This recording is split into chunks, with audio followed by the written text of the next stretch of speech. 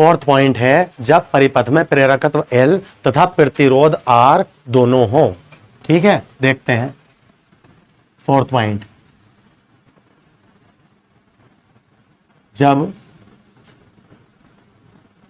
परिपथ में प्रेरकत्व L तथा प्रतिरोध R दोनों हो, ये हमारा फोर्थ पॉइंट। इससे पहले के 3 पॉइंट हम पिछले पार्ट में पढ़ चुके हैं। आपने देखा होगा पिछले पार्ट में हमने 3 पढ़ाए थे।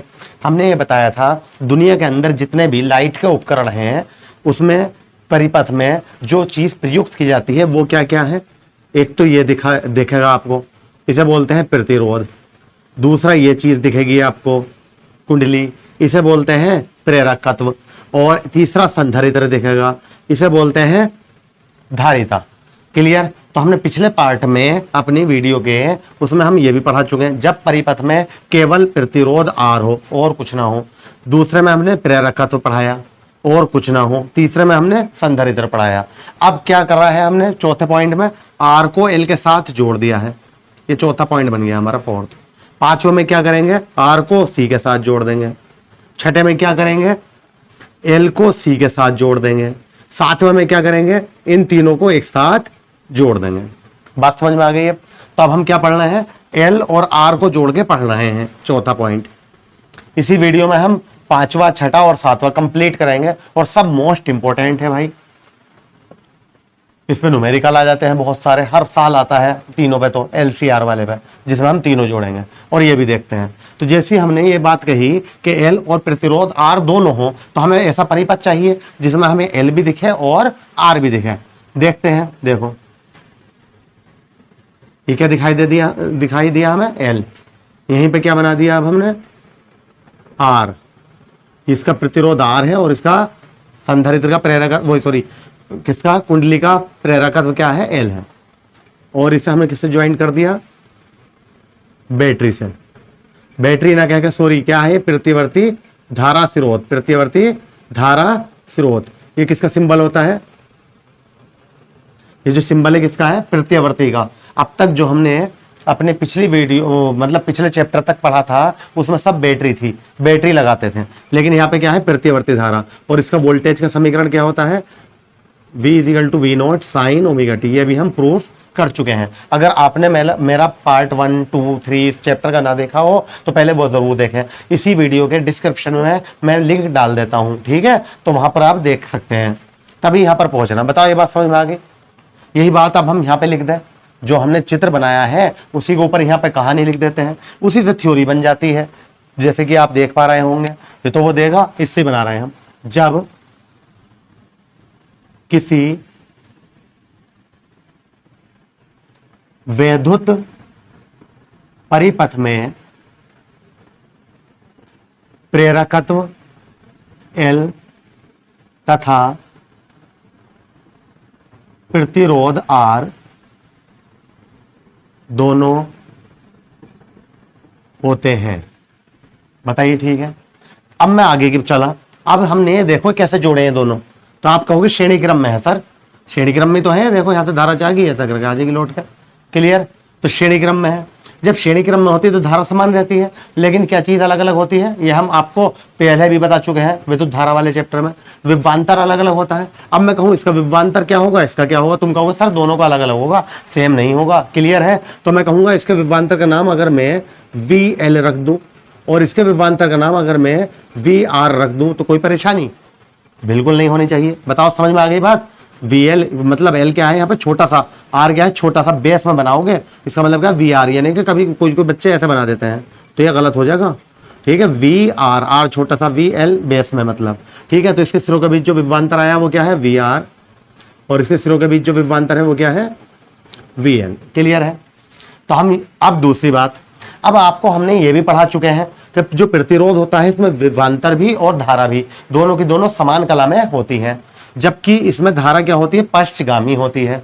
इसमें धारा क्या होती है, प्रेरकत्व में पश्चगामी होती है। ये हम पढ़ा चुके हैं आपको, ठीक है, पिछले पार्ट में जब हमने L, R, L और C अलग अलग पढ़ाया था। ये तो चौथा पॉइंट है ना, देखो 3 पॉइंट करा चुका है, वो जरूर देख लो आप वीडियो। तो शुरू करते हैं। तो अब मैं कहूं इसके लिए क्या आगा, डायग्राम बताओ, उसे बोलते हैं फेजर डायग्राम। फेजर डायग्राम मतलब कलाओं का डायग्राम। इसके लिए तो आप कहोगे सर धारा भी और वोल्टेज भी दोनों समान कला में है, तो हम ऐसे बना देंगे, ये आई जा रही है और यहीं पर क्या है, वी है।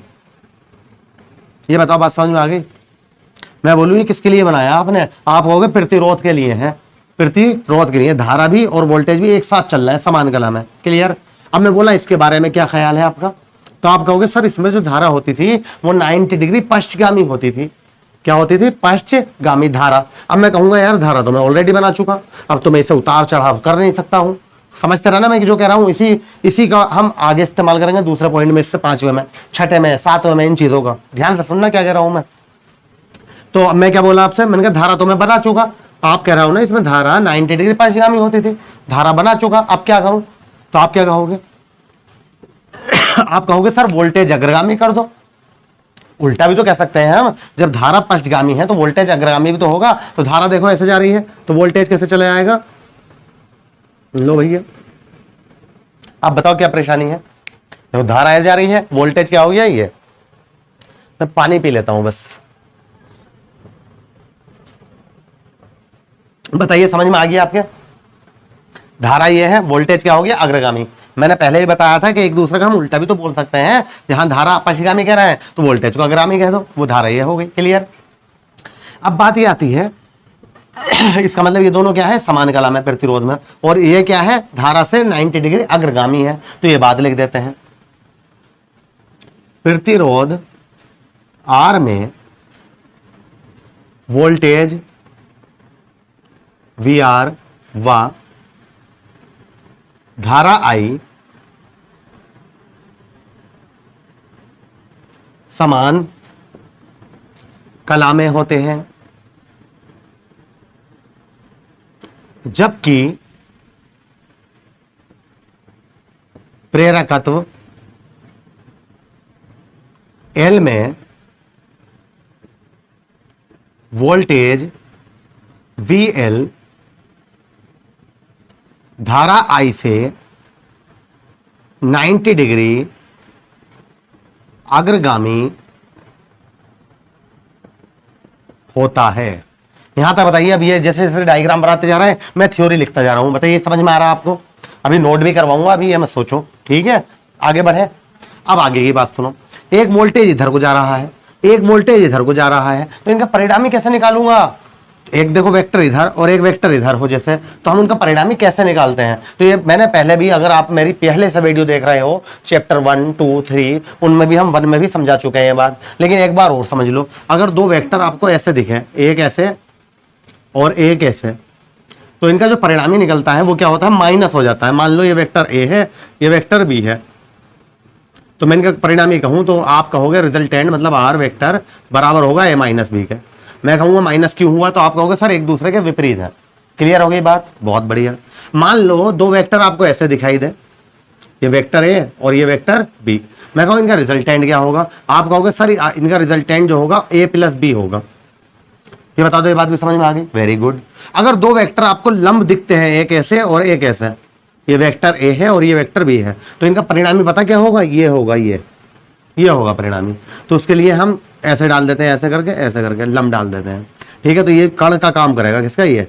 तो ये होगा इसका परिणामी। और ये निकालने का तरीका क्या होगा? अब ये कण का काम कर रहा है, कण का वर्ग बराबर लंब का वर्ग प्लस आधार का वर्ग, पाइथागोरस प्रमेय से। समझ में आई बात? क्या कहा मैंने? फिर दोबारा सुनो। अगर दो वेक्टर एक दूसरे के विपरीत होते हैं तो उनका रिजल्टेंट जो आता है परिणामी, वो माइनस आता है। तो अगर दोनों वेक्टर समान दिशा में है, किधर कोई हो, चाहे समान इधर हो या इधर हो या ऊपर हो या नीचे हो, तो उनका क्या आता है? परिणामी प्लस आता है। अगर दो वेक्टर एक दूसरे के लंब है तो फिर उनका परिणामी जो आता है वो क्या आता है? उनके नुक्स से। यहां से क्लियर हो गई बात? ये वेरी गुड। अब मैं आगे बढ़ूं, इसे साफ कर देता हूं, ये मैंने तुम्हें समझाने के लिए बताई थी, ठीक है? तो अब मैं आपसे बोला कि यार वी आर इधर को जा रहा है, वी एल इधर को जा रहा है, तो इनका परिणामी क्या होगा? तो आप कहोगे सर ऐसे होगा, इधर से ऐसे। तो उसके लिए मैं क्या करता हूं, देखो ऐसे करके हमने इस पे समांतर लाइनें खींच ली, जिससे समांतर चतुर्भुज बन गया। तो इसका जो विकर्ण होगा, ये विकर्ण, ठीक है, ये हमें क्या देगा? इनका रिजल्टेंट वेक्टर देगा, और वो क्या होगा? वी होगा। यहां तक बताओ, बात समझ में आ गई? तो ये v जो है, मैं पूछूं क्या है v, तो तुम कहोगे इन दोनों का परिणामी है सर। तो मैं कहूंगा ये तो उसका काम कर रहा है कण का, तो आप कहोगे पाइथागोरस प्रमेय से निकाल लो। पाइथागोरस प्रमेय क्या कहती है, कण का वर्ग बराबर आधार का वर्ग प्लस लंब का वर्ग। ठीक है, तो ये बात मैं यहां पे लिख रहा हूं, यदि इनका परिणामी विभवांतर v हो तब पाइथागोरस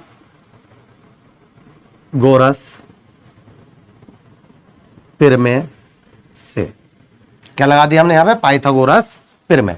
यहां तक बताइए बात समझ में आ गई।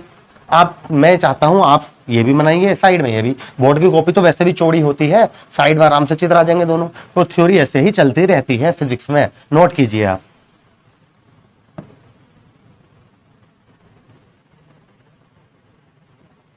ठीक है, अब आगे करें, अभी हुआ थोड़ी ना है कंप्लीट।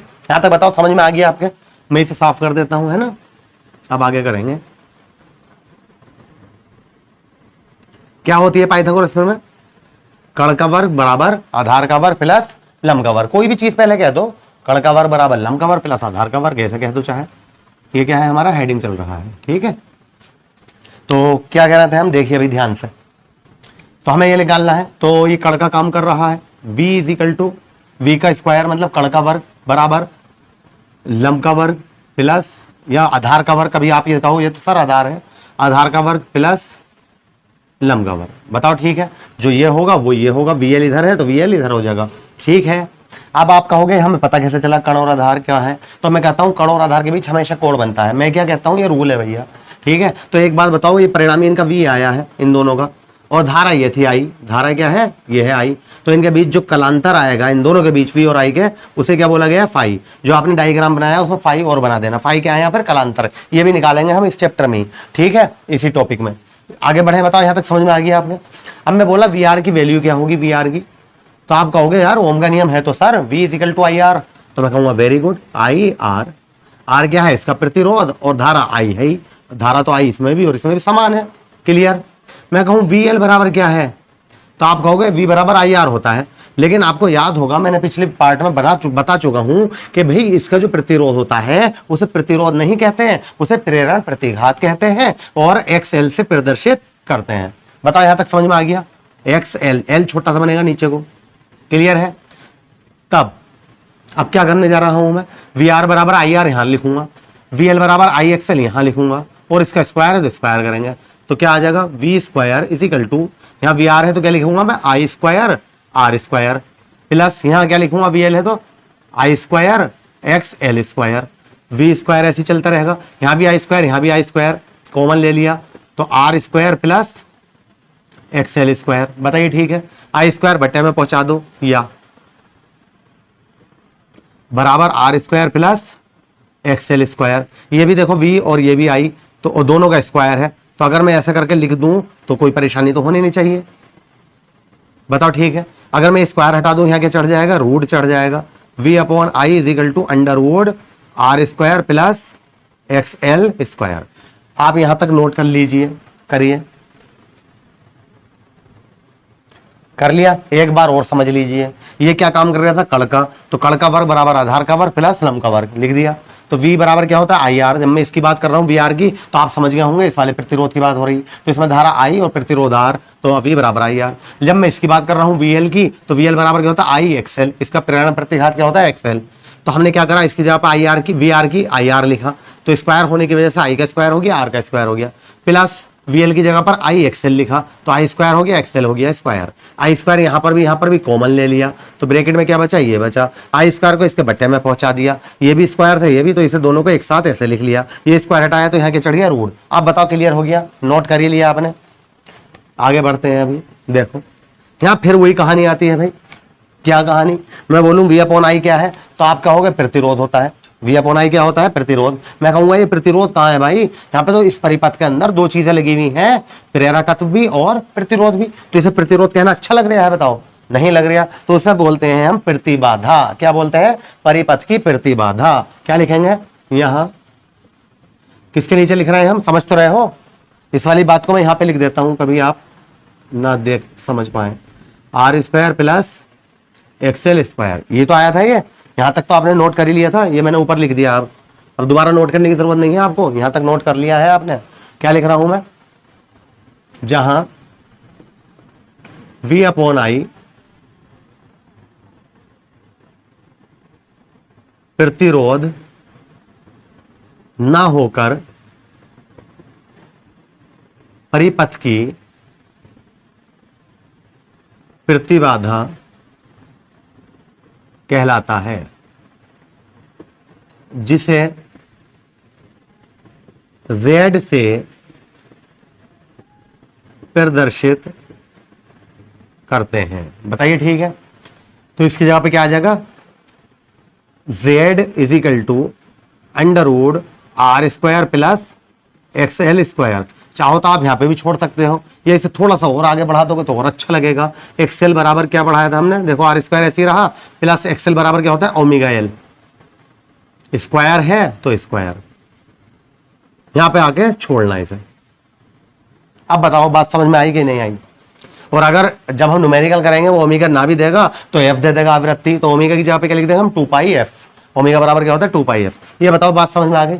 अब इसी की बात कर ले हम कलांतर की भी, यहीं हाथों हाथ, ठीक है। यदि v तथा I के बीच कलांतर फाई हो तब क्या होगा भाई बताओ। अब देखो फिर मैं ये पूछूंगा आपसे, आपको लंब पता है, लंब क्या है, VL। ये VL क्या है, लंब।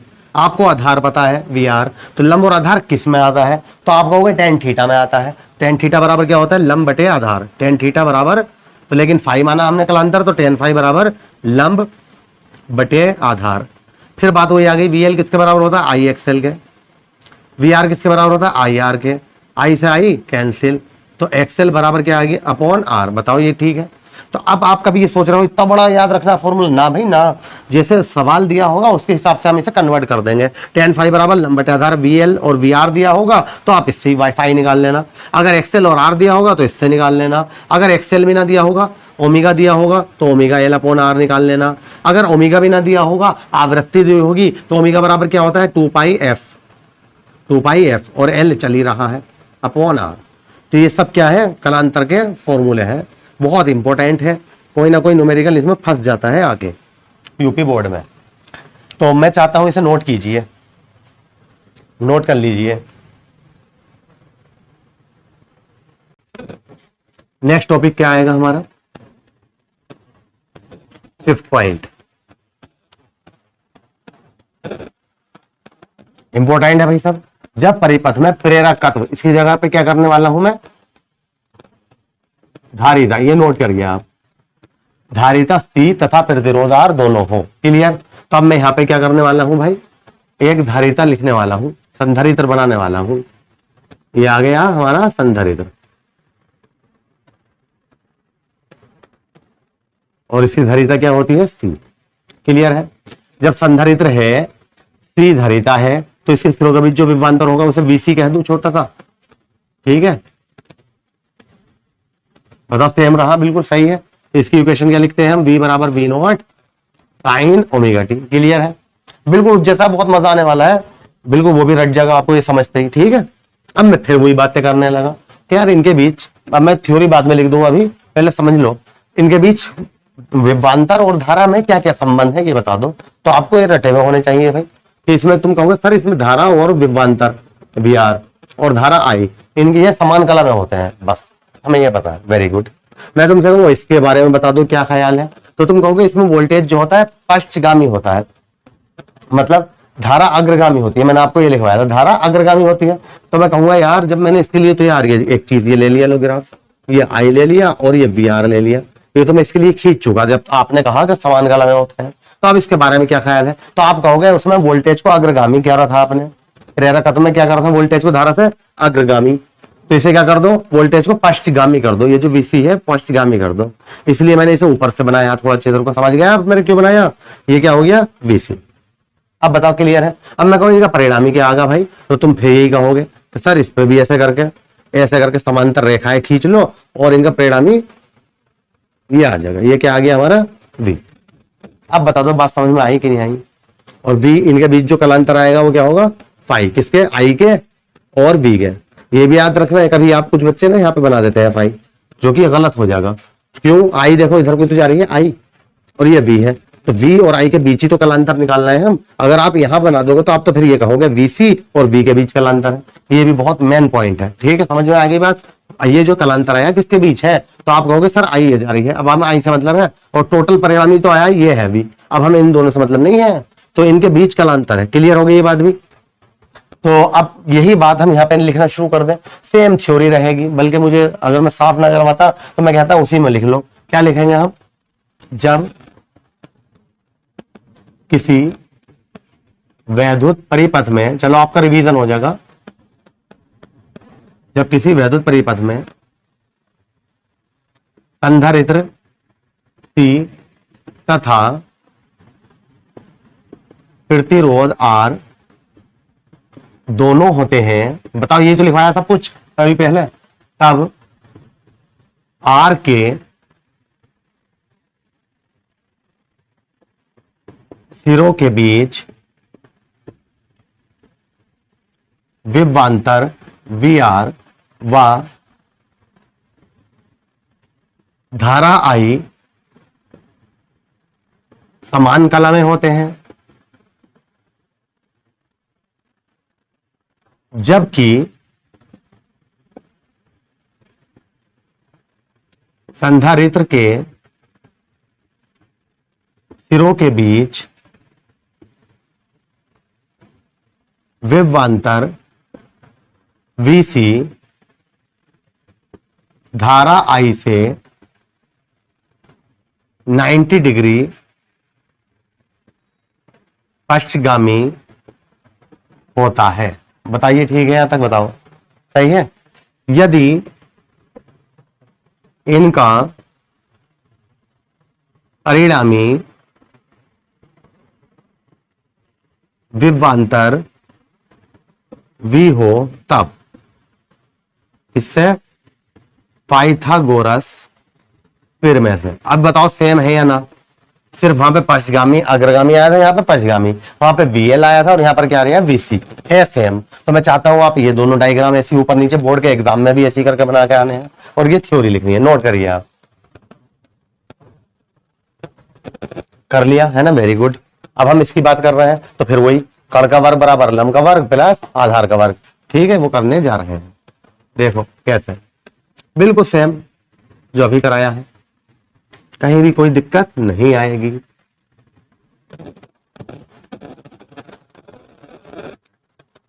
क्लियर है, लिख रहे हैं हम। तो V is equal to VR का स्क्वायर प्लस, बिल्कुल जैसे ही करा रहा हूं, कोई जरूर नहीं होता VR पहले लो, ये भी सुन लो, लेकिन अभी मैंने VR लिया था पहले, तो यहाँ भी VR ले लो भाई, एक सा कराना चाहता हूं बिल्कुल।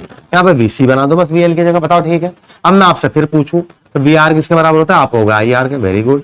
मैं कहूंगा VC किसके बराबर होगा, आप कहोगे IR होता है, लेकिन इसके प्रतिरोध को क्या कहा था हमने कल, धारितीय प्रतिघात। क्या कहते हैं, धारितीय प्रतिघात, और उसे किससे लिखते हैं, XC से। क्लियर, इन दोनों की वैल्यू उठा के यहां और यहां रख दो, तब तो V स्क्वायर बराबर, VR की जगह पे IR लिखेंगे तो I square R square, plus इसकी जगह पे IXC लिखेंगे I स्क्वायर XC का square, V square I square common ले लेंगे, R स्क्वायर प्लस XC का स्क्वायर, I स्क्वायर बटे में पहुंचा देंगे, R स्क्वायर प्लस XC का स्क्वायर। बताओ सेम है, V अपॉन I को हम ऐसे करके लिख सकते हैं, R स्क्वायर प्लस XC का स्क्वायर, ये स्क्वायर हटाएंगे तो यहाँ क्या चढ़ जाएगा, रूट चढ़ जाएगा, तो V upon I is equal to under root R square plus XC का स्क्वायर। यहां तक नोट कर लीजिए बिल्कुल, ठीक है, अभी रिवीजन हो गया आपका 2 बार, कर लिया नोट। अब मैं इस वाली चीज को है ना वो ऊपर लिख देता हूं, V upon I is equal to क्या आया हुआ है हमारा, under root R square plus XC का स्क्वायर। क्लियर है, फिर बात यही आई, मैं कहूं V अपॉन I क्या होता है, तो तुम कह दोगे प्रतिरोध होता है। मैं कहूंगा यार प्रतिरोध मत कहो, क्यों, क्योंकि V जो है ये इन दोनों का परिणामी है भाई, ठीक है, तो प्रतिरोध ना कहकर प्रतिबाधा कहते हैं, जिसे हम Z से लिखते हैं, ठीक है, जहां V अपॉन I, अब शॉर्ट में लिख रहा हूं मैं, इतने ऐसे लिखा ना पेपर में भी, तो मैंने पूरा क्लियर करके लिखा है, ठीक है। यहां V अपॉन I परिपथ की, देखो ऐसे करके प्रतिबाधा, और हाथों हाथ ही जेड लिख रहा हूं ब्रैकेट में, ठीक है। अर्थात तो यहां पे क्या आ जाएगा, z is equal to under root are square plus x सी का स्क्वायर। वैसे आप यहां पे भी छोड़ सकते हो, लेकिन मैंने एक्स सी बराबर क्या पढ़ाया था आपको पिछली वीडियो में, एक्स सी बराबर होता है 1/ओमेगा सी, एक दूसरे के उल्टे ही तो है ये भी। तो क्या करेंगे हम, आर स्क्वायर प्लस 1/ओमेगा सी का स्क्वायर, ऐसे करके लिख सकते हैं। प्रूफ हो गया भाई हमारा। लेकिन फिर बात कालांतर की आती है, यदि कालांतर फाई हो तब, तो tan फाई बराबर फिर बात वही है, लंब बटे आधार, ठीक है। यहां से लिख रहा हूं क्योंकि पूरे में आ जाएगा। tan फाई बराबर लंब C V C upon V R. V C क्या बराबर होता है, आई एक्स सी के, और वी आर क्या होता है, आई आर। आई से आई कट गया, क्या आ गया, X C upon R. X C बराबर अभी क्या बताया हमने, 1/ओमेगा सी, तो ओमेगा नीचे उतर जाएगा, ठीक है, और सी भी, तो ओमेगा सी आर। चाहो तो इसे और आगे बढ़ा सकते हो, एक पॉइंट बराबर करके। ओमेगा बराबर क्या होता है, 2πf, तो 1/2πf सी आर, ठीक है। ये बता दो क्लियर हो गया, नोट कर लीजिए।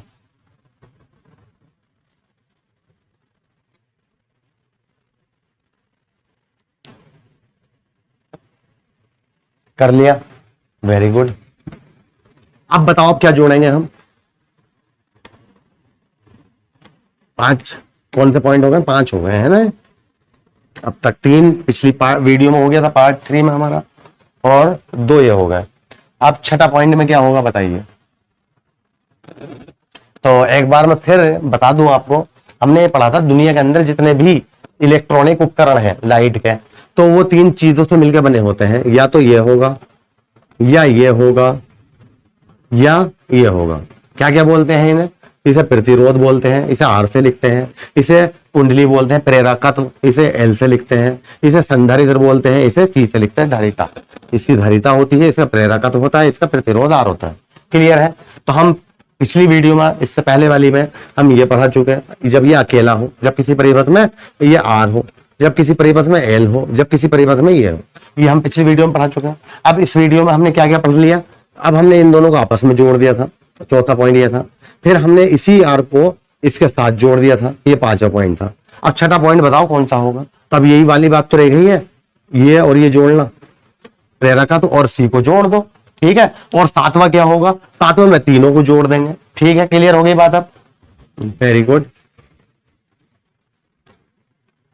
तो देखते हैं भाई छठा पॉइंट क्या कह रहा है। अब हम, जब परिपथ में प्रेरकत्व एल तथा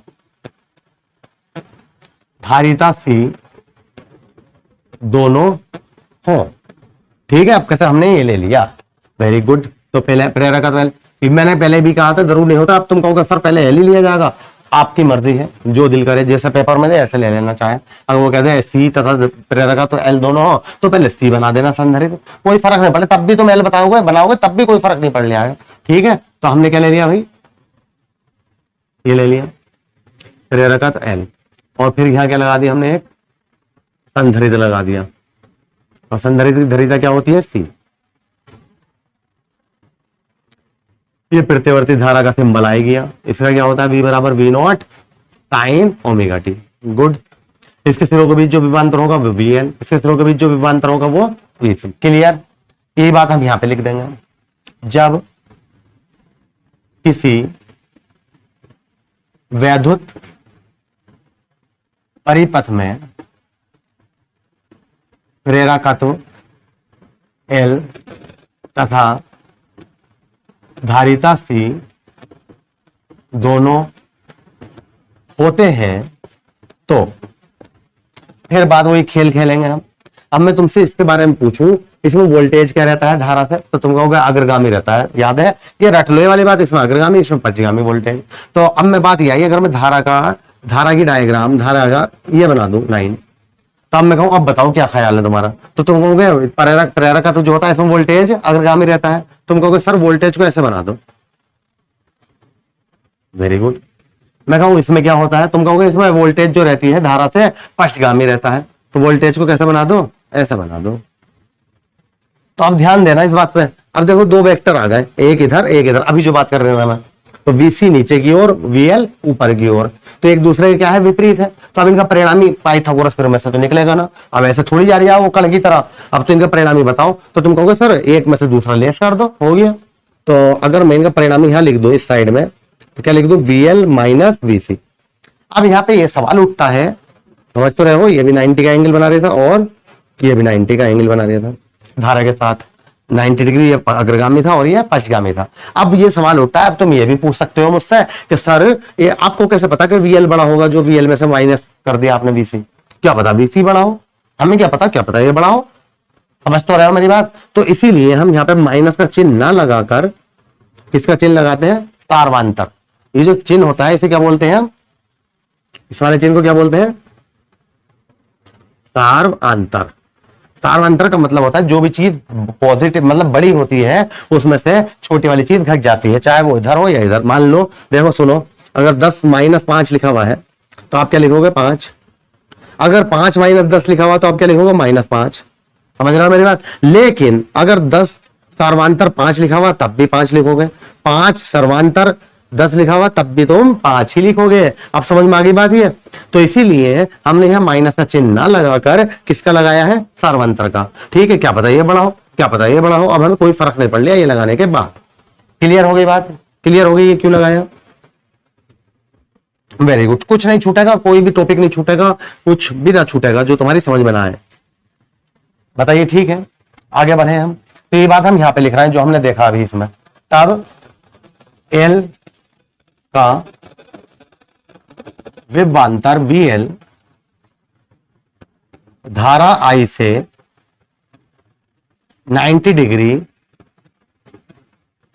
अग्रगामी होता है और C का विभवांतर VC धारा I से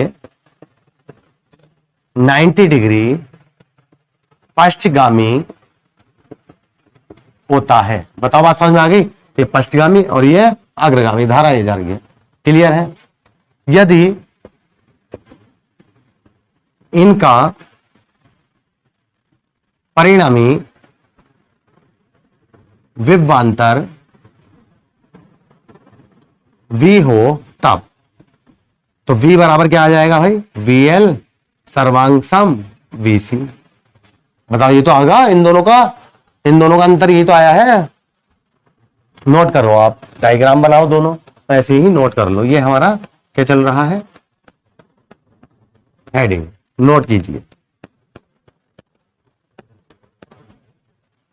कर लिया, बहुत बढ़िया। अभी आगे बढ़ेंगे हम इसमें, देखो कैसा क्या होगा। यहां पे भी प्रतिबाधा आएगी, ठीक है, निकल के अब भी। हाँ तो क्या नोट करा आपने ये उतारा होगा, V बराबर होगा VL सर्वांशम VC। मैं फिर पूछूं VL किसके बराबर है, देखो यही लिखवा रहा हूं मैं, तो आप कहोगे IXL के। सर्वांशम VC किसके बराबर है, IXC के। VI मतलब यहां पर भी कॉमन ले लो, XL सर्वांशम XC। I बटे में पहुंचा दो, XL सर्वांशम XC। ठीक है, बाद में नोट करना, पहले आप देखते रहो। बताओ समझ में आ रही बात है। अब मैं पूछूं V/I क्या है, तो आप V/I प्रतिरोध रटा हुआ आपको, लेकिन मैं क्या कहूंगा फिर, देखिए पूरे परिपथ में प्रतिरोध दिखाई दे रही है आपको। अब अच्छा लगेगा V/I को R कहना, प्रतिरोध कहना नहीं लगेगा ना, तो क्या बोलेंगे इसे, प्रतिबाधा। जहां V/I परिपथ की प्रतिबाधा Z कहलाती है। अतः तो Z बराबर क्या आ गया हमारा, XL सर्वांशम XC। याद रख लो, ये याद रख लो भैया, नोट कीजिए, कर लीजिए अब नोट।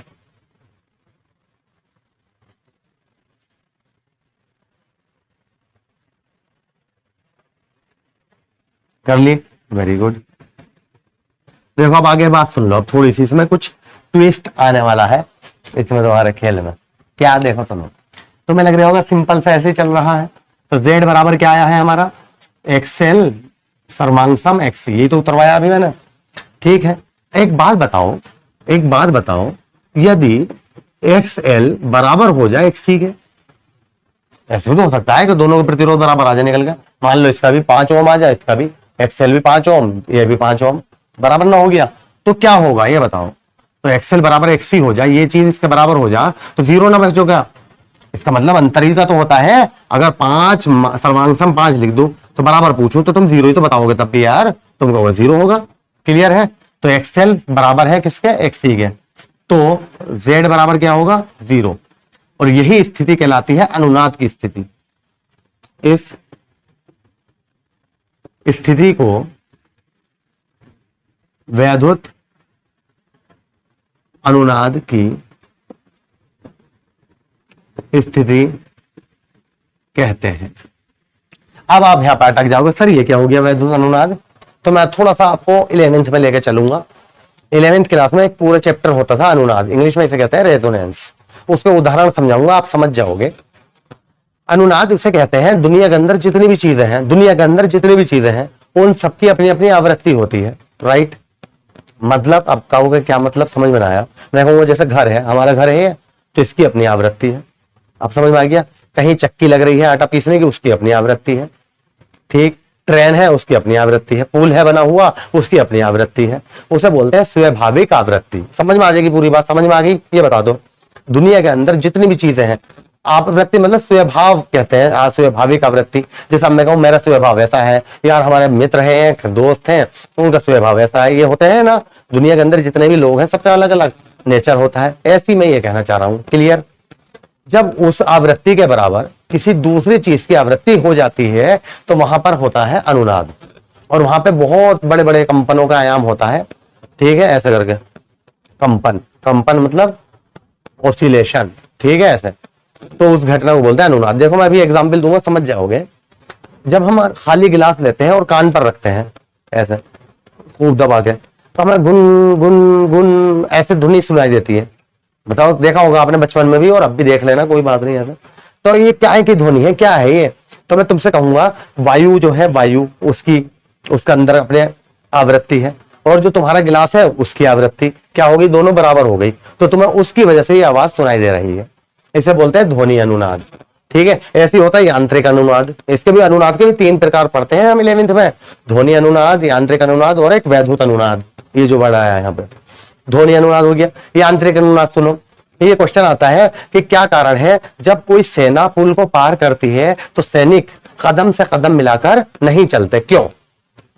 तो इसका आंसर भी यही है। अगर कदमों की आवृत्ति, सैनिकों के कदमों की आवृत्ति जिस पुल को वो पार कर रहे हैं उस पुल की आवृत्ति के बराबर हो जाती है तो प्रेरणोदित कंपनों का आयाम बहुत बड़ा हो जाएगा और पुल के टूटने का खतरा बन जाएगा। बात समझ में आ रही है। ऐसा बहुत बार आपने देखा भी हो, सुना भी होगा, ना भी देखा होगा कि कोई जर्जर हालत में मकान है, उसमें किसी ने मशीनरी लगवा दी, बहुत बड़ी बड़ी चक्की इस टाइप से, सेलर जिसमें तेल निकलता हो, और पता चला वो गिर गया। अरे वो गिर गया भाई, तो बताओ उसका रीजन क्या है। उस घर की आवृत्ति और उस मशीन की आवृत्ति दोनों बराबर हो गई, जिसकी वजह से कंपनों का आयाम बहुत बड़ा हो गया और वो टूट के गिरने का खतरा बन जाता है या गिर जाता है। क्लियर हो गई बात। ऐसी वैद्युत अनुनाद होता है। वैद्युत अनुनाद का उदाहरण देते थे हम 11वीं क्लास की फिजिक्स में, रेडियो सबसे अच्छा उदाहरण है इसका, या अब तो टीवी कह दो, अब तुम अगर रेडियो ना समझोगे, टीवी। जैसे हमने रिमोट से चैनल बदला, जैसे हमने स्टार प्लस लगा दिया, तो या लाइव समझ लो, लाइव वो मतलब मैच चल रहा है क्रिकेट, ठीक है, और हम लाइव देख रहे हैं, जैसे हमने बदला तो दूसरा चैनल आ गया, तीसरा बदला तीसरा चैनल आ गया। तो ये क्या हो रहा है, तो इसका मतलब जो वहां पे कार्यक्रम प्रसारित हो रहा है, जहां पे कहां से, जैसे कोई न्यूज देख रहे हैं हम, आज तक का जो चैम्बर है, आज तक का जो ऑफिस है, हेड ऑफिस, वहां से जो न्यूज प्रसारित हो रही है उससे निकलने वाली आवृत्ति, तरंगों की आवृत्ति, और हमारे टीवी से जो निकली, जैसे हमने रिमोट का बटन दबाया उस चैनल पे लाए, उसकी आवृत्ति आपस में क्या हो जाती है, बराबर हो जाती है। तो उसका प्रोग्राम हमारे टीवी पर दिखाई देने लगता है, उस रेडियो स्टेशन का, उस टीवी स्टेशन का प्रोग्राम हमारे टीवी पर दिखाई देने लगता है। यही है वैद्युत अनुनाद। क्लियर हो गई बात। यहाँ पे भी देखो एक्सएल किसके बराबर हो गया, एक्सी के, तो यहाँ भी क्या होगा, अनुनाद होगा। लेकिन ये किसका चैप्टर चल रहा है, प्रतिवर्ती धारा का, विद्युत का, तो इसलिए कौन सा अनुनाद होगा, वैद्युत अनुनाद होगा। अब समझ में आ गई अनुनाद क्या है। तो ये 11वीं की बातें थी, फिर भी मैंने आपको समझाया, क्या पता आपने 11वीं में ना पढ़ी हो। क्लियर हो गई बात। अब जब अनुनाद की कंडीशन आती है तो इसमें आवृत्ति पूछता है, अनुनादी आवृत्ति। क्या पूछता है? अनुनादी आवृत्ति। नोट कर लिया आपने? ये कर लो। कैसे निकालते हैं, इसी के नीचे हेडिंग डालोगे आप, अनुनादी आवृत्ति के लिए। अनुनादी आवृत्ति के लिए कैसे निकाला? देखो भाई, एक्सएल क्या करा था हमने? एक्सी के बराबर करा था, तभी तो अनुनाद होगा, तभी तो आवृत्ति आएगी। अब मैं पूछूं एक्सएल क्या होता है, आप कहोगे ओमेगा एल। एक्सी क्या होता है, आप कहोगे 1/ओमेगा सी। क्लियर। मैं कहूंगा ओमेगा बराबर क्या होता है, आप कहोगे 2πf। ओमेगा बराबर क्या होता है? 2πf। हमें आवृत्ति निकालनी है, तो एफ एक तरफ कर लो, ये भी एफ है, ये भी, तो इस एफ को इधर ले जाओ, तो एफ का क्या हो जाएगा? स्क्वायर। ठीक है, 1/2πl बटे में चला जाएगा, तो 2πl इंटू 2πc। 2πc तो अब भी बचा, एफ का स्क्वायर हटा देंगे, एफ का स्क्वायर अगर हटा देंगे तो यहां पर रूट चढ़ जाएगा। देखो मैं इसे साफ कर रहा हूं, ये तो नोट कर ही लिया आपने। तो हमने एफ का स्क्वायर हटा दिया, तो यहां पे क्या चढ़ गया? रूट चढ़ गया, 1/2πl इंटू 2πc। तो f बराबर क्या आया? 1 का रूट तो 1 ही रहता है। ठीक है, अब एक बात बताओ, देखो 2π यहां पर भी 2 बार है, तो 2π बाहर ले लो, अंडर रूट में क्या बचा? LC। ये आता है। कौन सी आवृत्ति है? अनुनादी आवृत्ति। जब वो न्यूमेरिकल में कहेगा कि आवृत्ति निकालिए या अनुनादी आवृत्ति निकालिए, तो आप इसका इस्तेमाल कर लोगे। क्लियर हो गई बात। यदि एक वर्ड और आता है, जब मैं एनसीईआरटी के न्यूमेरिकल कराऊंगा आपको, तो वहां लिखा होगा कोणीय आवृत्ति। क्या लिखा होगा? कोणीय आवृत्ति। ठीक है, तो क्या हम क्या कहेंगे? देखो सुनो, यदि कोणीय आवृत्ति ओमेगा हो, तब ओमेगा आर से लिखा हुआ थे उन्होंने कोणीय आवृत्ति को, ओमेगा आर से। ठीक, तो ये तो पता ही होगा आवृत्ति का मात्रा क्या होता है? हर्ट्ज। ये तो हर्ट्ज आ गया या प्रति सेकंड। लेकिन कोणीय आवृत्ति, तो एक बात बताओ, 2π को अगर मैं इधर ले जाऊं तो 2πf हो जाएगा 1/√LC, और 2πf की जगह पे क्या लिख दूंगा मैं? Omega. Omega R is equal to 1/√LC। ये भी आपको पता होना चाहिए। इसका मात्रक क्या होता है? रेडियन पर सेकेंड। इसका होता है हर्ट्ज, इसका होता है रेडियन पर सेकेंड। या तो न्यूमेरिकल भी दिए हैं उसने, तो वो कह रहा है उसकी आवृत्ति, कभी कभी खाली लिख देता है वो, खाली कि आवृत्ति रेडियन पर सेकेंड है, तो आप समझ जाना अच्छा इस आवृत्ति की बात नहीं कर रहे हैं, वो किसकी बात कर रहे हैं? कोणीय आवृत्ति की बात कर रहे हैं। ये बता दो, बात समझ में आई? क्या करा हमने? अनुनादी आवृत्ति के लिए एक्सएल को एक्सी के बराबर करा। एक्सएल बराबर क्या पढ़ाया था हमने पिछली वीडियो में? Omega L. एक्सी बराबर क्या पढ़ाया था? 1/ओमेगा सी। ओमेगा बराबर क्या होता है? 2πf। ओमेगा बराबर 2πf, एफ को इधर ले गए, एफ स्क्वायर, 2πl बटे में चला गया। एफ का जब स्क्वायर हटाया तो रूट चढ़ा दिया, तो 1 का तो 1 ही आ जाएगा बाहर निकल के। लेकिन 2π यहाँ भी है, यहाँ भी है, 2 बार है, एक बार 2π बाहर आ गया, अंडर रूट में क्या रह गया हमारा? LC। क्लियर है। यदि कोणीय आवृत्ति ओमेगा आर हो तब तो 2π को इधर लेगा, 2πf किसके बराबर होता है? Omega R. ये भी तो इसके ऊपर भी न्यूमेरिकल है, इसके ऊपर भी न्यूमेरिकल है, तो ये पूरा टॉपिक ही इंपॉर्टेंट है, नोट कर लीजिए। कर लिया? Very good. अब हमारा कौन सा टॉपिक रह गया है? लास्ट। क्या? जब परिपथ में क्या हो? LCR तीनों हो, L भी हो, C भी हो और R भी हो। ठीक है, कौन सा है? लास्ट टॉपिक है 7वां। जब परिपथ में प्रेरकत्व L, धारिता C और प्रतिरोध R तीनों होते हैं, तब। मोस्ट इंपोर्टेंट है, सबसे ज्यादा इंपोर्टेंट है इन सब में, और बहुत सारे सवाल आते हैं, ज्यादातर उसी पर आए हैं। इस साल भी 2023 में, 2020-22 में आते हैं ज्यादातर उसी के ऊपर, तो वो देखते हैं अब। तो हमारा टॉपिक है, जब किसी परिपथ में प्रेरकत्व L, धारिता C तथा प्रतिरोध R तीनों होते हैं। देख रहे हैं? जब किसी परिपथ में प्रेरकत्व L, धारिता C तथा प्रतिरोध R तीनों हो। मोस्ट इंपोर्टेंट टॉपिक है भाई। तो क्या करेंगे? तीनों का चित्र बनाएंगे बहुत बढ़िया करके। पहले L कहां हमने प्रेरकत्व, तो यही बना दो। फिर सी कहाँ है, ये बना दो। वैसे कोई जरूरी नहीं है, कोई सा ही पहले बना दो, आर पहले बना दो चाहे, ठीक है, कभी ये सोचो। लेकिन हम इसे शॉर्ट में भी एलसीआर बोलते हैं। क्या बोलते हैं इसे, एलसीआर। कभी कभी पेपर में भी ऐसा आता है एलसीआर परिपथ के लिए, ठीक है, प्रतिबाधा के लिए व्यंजक प्राप्त कीजिए। तो आप समझ जाना, एल ये सी और अब क्या लेवल बना दो, आर। इन तीनों को हमने जोड़ दिया। कैसे जोड़े जाते हैं, हमेशा श्रेणी क्रम में जोड़े जाते हैं, श्रेणी क्रम में। सीधा बिल्कुल सही। बताओ, तो इसकी इक्वेशन क्या हो जाएगी, ये किसका सिंबल होता है, प्रत्यावर्ती धारा का, alternating current, V naught sine omega T, ये इसकी इक्वेशन होगी। क्लियर। तो जब हम इसके सिरों के बीच विभवांतर की बात करेंगे तो क्या होगा, वी एल, इसके सिरों के बीच वी सी और इसके सिरों के बीच वी आर। क्लियर है अभी, वेरी गुड। यही बात हम क्या करते हैं, थ्योरी में लिख देते हैं। क्या लिखेंगे, जब, ये तो हमारा हेडिंग हो गया, किसी वैद्युत परिपथ में प्रेरकत्व L, धारिता C तथा प्रतिरोध R, तीनों को श्रेणी क्रम में जोड़ा जाता है, तब फिर वही कहानी सारी, वही क्या, इसके सिरों के बीच जो विभवांतर है वी आर और धारा आई कैसे होंगे, समान कला में होंगे। तब आर का विभवांतर वी आर तथा धारा आई समान कला में होते हैं। ठीक है, तो मैं बनाऊंगा एक डायग्राम, देखो ऐसे बन जाएगा।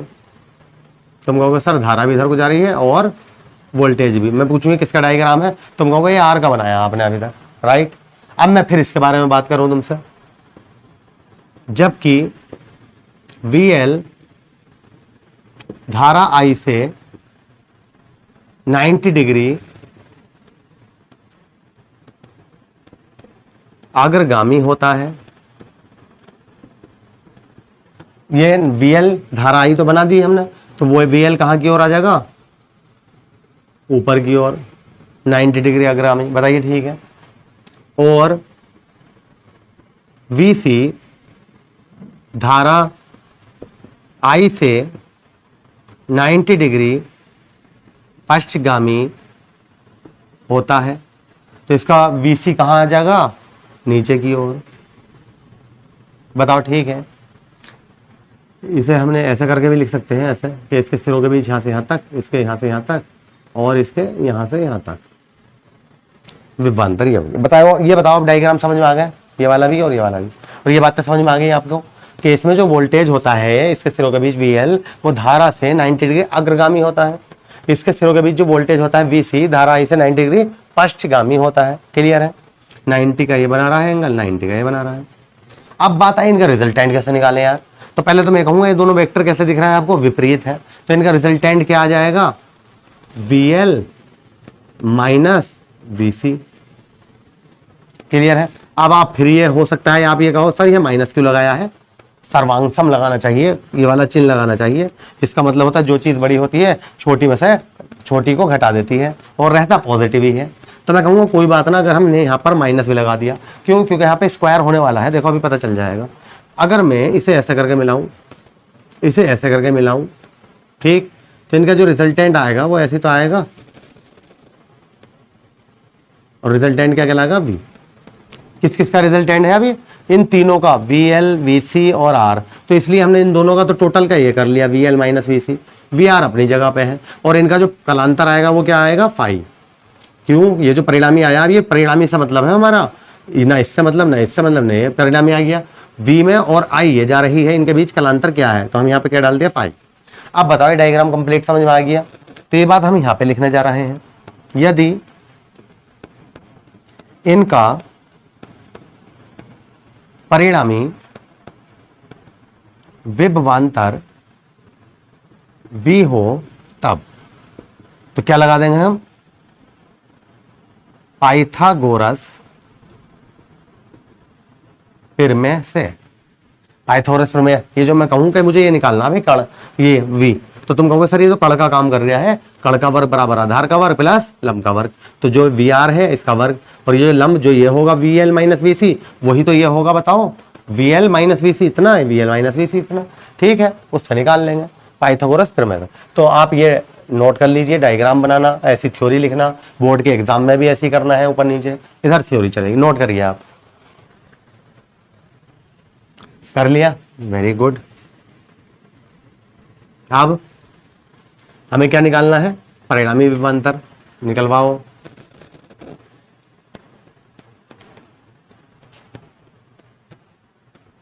देखो भाई, तो वी एल वो सॉरी वी का स्क्वायर कण का वर्ग बराबर लंब आधार का वर्ग प्लस लंब का वर्ग। देखो मैंने यूं सर्वांगसम नहीं लगाया था यहाँ पे, देखो माइनस भी है तो हो तो स्क्वायर गया, अगर तुम कहोगे सर ये बड़ा हो गया तो आंसर तो माइनस आएगा, तो मैं कहूंगा ये क्या कर देगा, उसे प्लस कर देगा, माइनस माइनस प्लस। क्लियर हो गई बात अब, इसलिए तो बात फिर वही आई, वी आर किसके बराबर होता है, वी आर आप कहोगे आई आर के, वी एल किसके बराबर होता है, आप कहोगे आई एक्सएल के, वी सी किसके बराबर होता है, आप कहोगे आई एक्स सी के।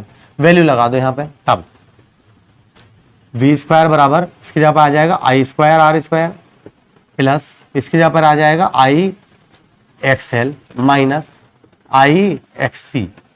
एल अलग बनाना सही और सी अलग, कभी एक से बना देते हैं कुछ बच्चे, एक्सएल अलग दिखाना चाहिए और एक्स सी अलग, बताओ ठीक है यहाँ तक।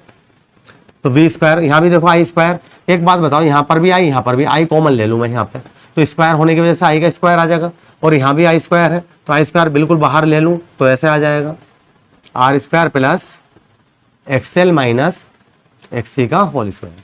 आई स्क्वायर को कहाँ पहुँचा दूँ मैं, बटे में, तो V square upon I square बराबर R square plus X L minus X सी का होल स्क्वायर। अगर v अपॉन आई ऐसे करके लिख दें हम, v अपॉन आई पूरे का स्क्वायर, ठीक है, तो ऐसा R square plus X L minus X सी का होल स्क्वायर। क्या तक बताइए, अब मैं स्क्वायर हटाऊंगा, यहाँ के चढ़ा दूंगा रूट, पहले आप इसे नोट कर लीजिए, डायग्राम तो आप बना ही चुके हैं ऑलरेडी, नोट करिए। समझ में तो आ गया, पाइथागोरस प्रमेय का इस्तेमाल करा हमने, कण का वर्ग बराबर आधार का वर्ग प्लस लंब का वर्ग, ठीक है। तो फिर वी आर बराबर क्या होता है आई आर, और वी एल बराबर क्या होता है आई एक्सएल। एक्सएल क्या होता है प्रेरण प्रतिघात, और एक्स सी क्या होता है धारितीय प्रतिघात, वी सी बराबर आई। वैल्यू लगाइए तुम्हारे सामने करा, नोट करिए आप इसे।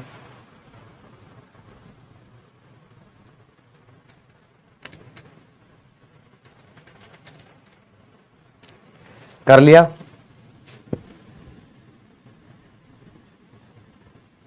हाँ भाई सुनो, अगर मैं यहां तक तो आपने नोट कर ही लिया, अब आगे इसके नीचे ये करके लिख लोगे, या ये वी स्क्वायर हटा दें तो यहाँ पे क्या चढ़ जाएगा रूट, तो V upon I is equal to under root are square plus X L minus X सी का होल स्क्वायर। बात फिर वही आ गई, इसे साफ कर दें अब तो हम, है ना। मैं पूछूं वी अपॉन आई क्या होता है, आप कहोगे आर होता है, मैं कहूंगा ये वी अपॉन आई आर की वजह से थोड़ी ना आया है, इन तीनों की वजह से आया है भाई, वी जो है ये इन तीनों की वजह से आया है, तो इसीलिए इसे प्रतिरोध ना कहकर क्या बोलते हैं, प्रतिबाधा बोलते हैं, जहां V अपॉन आई प्रतिरोध ना होकर परिपथ की प्रतिबाधा Z, और इसे किससे लिखते हैं Z से, Z कहलाता है, अतः या अर्थात, तो इसे क्या लिख दें हम Z, तो Z is equal to under root are square plus X L minus X सी का होल स्क्वायर। चाहो तो इसे थोड़ा सा और आगे बढ़ा सकते हो तुम, under root are square plus XL किसके बराबर होता है ओमेगा एल के, और एक्स सी किसके बराबर होता है 1 अपॉन ओमेगा सी के, ऐसे भी लिख सकते हो। ये कंप्लीट हो गया हमारा।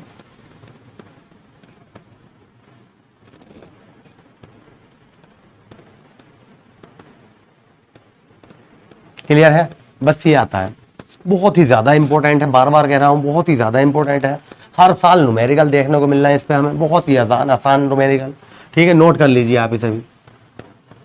अब इसके बाद आती है कलांतर की बारी, ठीक है, क्या, यदि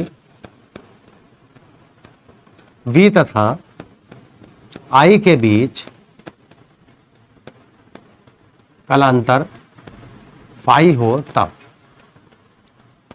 V ये वाला आया परिणामी है ना, और ये I है, इनके बीच कलांतर क्या है, फाई हो तब। तो अब मैं पूछूं क्या लगाऊं, तो आप कहोगे सर हमें लंब पता है VL माइनस VC लंब, हमें आधार पता है VR, तो लंब बटे आधार किस में आता है, tan में आता है, tan लगा दीजिए। tan phi is equal to लंब VL minus VC upon VR। चाहो तो इसे भी आगे तक हल कर सकते हो। VL क्या होगा IXL, VC क्या होगा IXC अपॉन VR क्या होगा IR।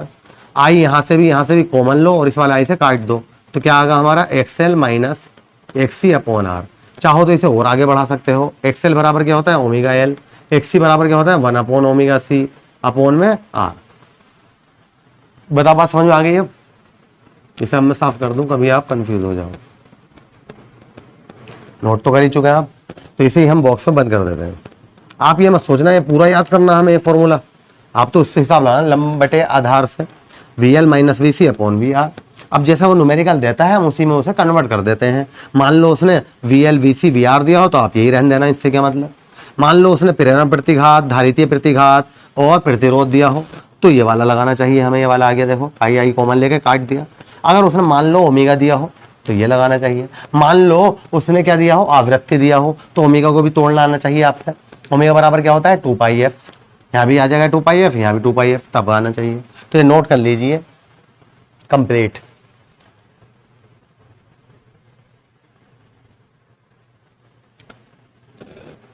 तो नेक्स्ट वीडियो में फिर मिलते हैं, धन्यवाद।